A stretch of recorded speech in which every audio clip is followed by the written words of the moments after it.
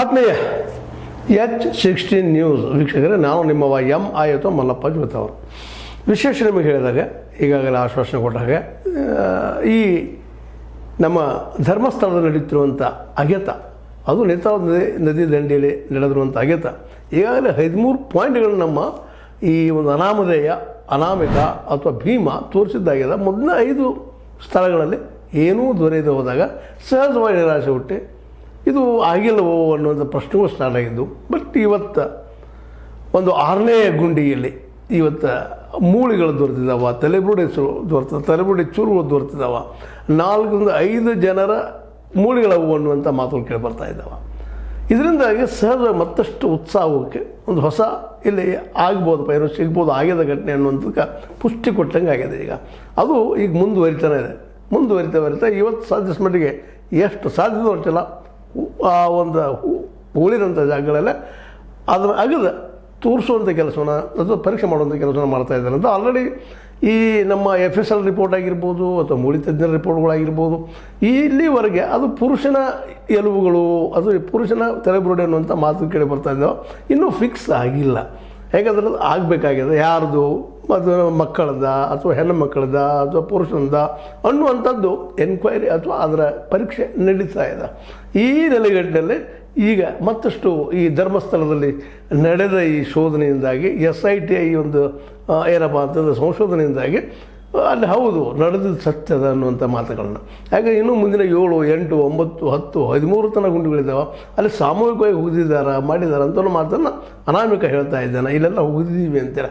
ಆದರೆ ಇಷ್ಟೊಳಗೆ ಭಾಳಷ್ಟು ಸಿಗಬೇಕಾಗಿತ್ತಲ್ಲ ಮೂಳೆಗಳು ಅನ್ನೋದು ಭಾಳಷ್ಟು ಜನರ ಅಭಿಪ್ರಾಯ. ಆದ್ರೆ ಕಳೆದ 10 ವರ್ಷಗಳಿಂದಲೇ ಮೇಲ್ಮೇಲೊಂದು ಈ ಹಿಂದೆ ಪ್ರವಾಹ ಬಂದಿತ್ತು ಅಂತೇಳಿ ನೇತ್ರಾವತಿಗೆ.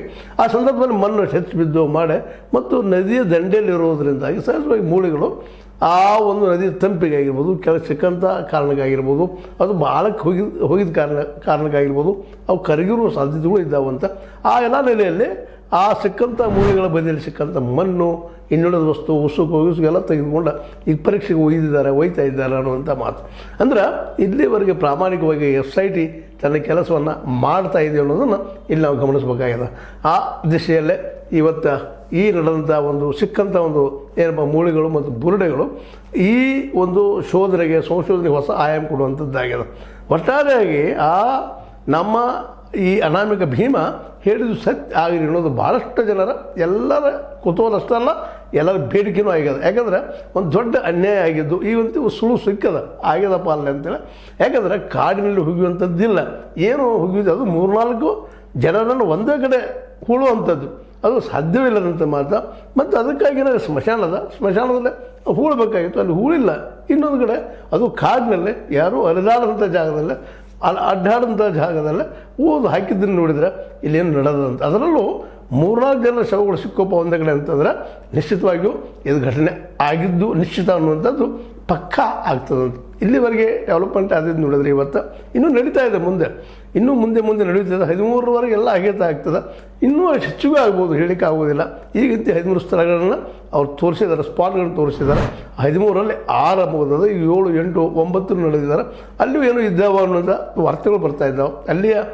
ಯಾಕೆಂದರೆ ಪ್ರತಿಯೊಂದು ಅಲ್ಲಿಯ ಡೆವಲಪ್ಮೆಂಟ್ಗಳನ್ನು ಸಾಧ್ಯಷ್ಟು ಮಟ್ಟಿಗೆ ಮೊದಲು ಪರೀಕ್ಷೆ ಮಾಡಿ ಹೊರಗೆ ಬಿಡ್ತಾ ಇದ್ದಾರೆ SIT ಅವರು. ಮೋಸ್ಟ್ಲಿ ಇವತ್ತು ಸಹಿತ ಹೆಚ್ಚಿನ ಏನೋ ಮೂಳೆಗಳು ಸಿಗುವ ಸಾಧ್ಯತೆಗಳಿದ್ದಾವೆ. ನಿನ್ನೆ ಆಗಿದಂತಹ ಒಂದು ಗುಂಡಿಯಲ್ಲೇ 4 ಜನರ ಮೂಳೆಗಳಿದ್ದು ಅನ್ನುವಂಥ ಅಭಿಪ್ರಾಯ ಮೂಡಿ ಬರ್ತಾ ಇದೆ. ಅದು ಇಲ್ಲಿವರೆಗೆ ಅವು ಗಂಡಿನೋ ಹೆಣ್ಣಿನೋ ಮಕ್ಕಳು ಅನ್ನೋದು ಸ್ಪಷ್ಟ ಆಗಿರಲಿಲ್ಲ. ಇತ್ತೀಚೆಗೆ ಒಂದು ಬಂದಂಥ ವರದಿ ಪ್ರಕಾರ ಆ ಮೂಳೆಗಳು ಪುರುಷನದ್ದಾಗಿದ್ದು ಅನ್ನುವಂಥ ಮಾತುಗಳು ಕೇಳಿ ಬರ್ತಾ ಇದ್ದಾವೆ. ಒಟ್ಟಾರೆಯಾಗಿ ಈ ಎಲ್ಲ ಡೆವಲಪ್ಮೆಂಟು, ಎಲ್ಲ ಶೋಧನೆ ನದಿ ತೀರದಲ್ಲಿ ಅಗೆತ ಮತ್ತು ಅದರ ಜೊತೆಗೆ ಅದರ ಸಂಶೋಧನೆ ಮಾಡುವಂಥವು, ಇದರಿಂದಾಗಿ ಇಲ್ಲೇ ಮಾಸ್ ಮರ್ಡರಿಂಗ್ ಅಂದರೆ ಸಾಮೂಹಿಕವಾಗಿ ಹತ್ಯೆಗಳು ನಡೆದಿದ್ದಾವೆ, ಕೊಲೆಗಳಾಗಿದ್ದಾವೆ ಅನ್ನೋಂಥ ಮಾತುಗಳು ಈಗಂತ ಅನ್ನಿಸ್ತಾ ಇದೆ. ಇಲ್ಲಿವರೆಗೆ ಅನಿಸಿತ್ತು ನಿನ್ನೆಯ ಡೆವಲಪ್ಮೆಂಟ್ ಪ್ರಕಾರ ಏನೂ ಇರಲಿಕ್ಕಿಲ್ಲ, ಈ ಮನುಷ್ಯ ಸುಳ್ಳು ಹೇಳ್ತಾ ಇದ್ದಾನೇನೋ ಅನ್ನುವಂಥ ಮಾತುಗಳು. ಜೊತೆಗೆ ಆ ಧರ್ಮೀಯ, ಈ ಧರ್ಮೀಯ, ಆ ಜಾತಿಯವ, ಈ ಜಾತಿಯವರು ಚರ್ಚೆ ನಡೆಸಿದ್ರು. ಈ ಒಂದು ಡಿಸ್ಕವರಿಯನ್ನು ಅಥವಾ ಈ ಒಂದು ಸಂಶೋಧನೆಯನ್ನು ಡಿರೇಲ್ ಮಾಡುವಂಥ, ಅದು ಹಾದಿ ತಪ್ಪಿಸುವಂಥ ಕೆಲಸಗಳು ನಡೆದಿದ್ದು. ಆದರೆ ಈಗ ಮಾತ್ರ ಖಚಿತವಾಗಿ ಒಂದು ನೆಲೆಯಲ್ಲಿ ಸತ್ಯದ ಕಡೆಗೆ SIT ಹೋಗ್ತಾ ಇದೆ ಅಂತ ಅನ್ನಿಸ್ತಾ ಇದೆ. ನಿಮಗೇನು ಅನ್ನಿಸ್ತಾ ಇದೆ? ಇದು ಸತ್ಯನ ಸುಳ್ಳನ? ನೀವು ವಿಚಾರ ಮಾಡಿರಿ. ಮತ್ತು ಇನ್ನಷ್ಟು ಡೆವಲಪ್ಮೆಂಟ್ ಆದದ್ದನ್ನು ತಮ್ಮೊಂದಿಗೆ ಹಂಚ್ಕೊಳ್ತಾ ಇರ್ತೀನಿ. ನೋಡ್ತಾ ಇರ್ರಿ, ಬಿಡದ ನೋಡ್ತಾ ಇರ್ರಿ ಅಂತ ಹೇಳ್ತಾ, ಇದು H60 ನ್ಯೂಸ್ ಅರ್ಥ ಸಿದ್ದರಾಮ ಸತ್ಯದ ಕೈಗೊಂಡು ವಂದನೆಗಳು.